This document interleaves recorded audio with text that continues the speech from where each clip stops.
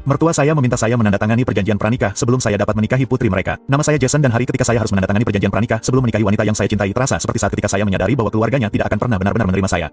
Saya telah berpacaran dengan Sarah selama hampir 2 tahun ketika kami bertunangan. Kami berbicara tentang pernikahan, kehidupan, dan masa depan, dan saya tidak sabar untuk memulai babak baru ini bersamanya.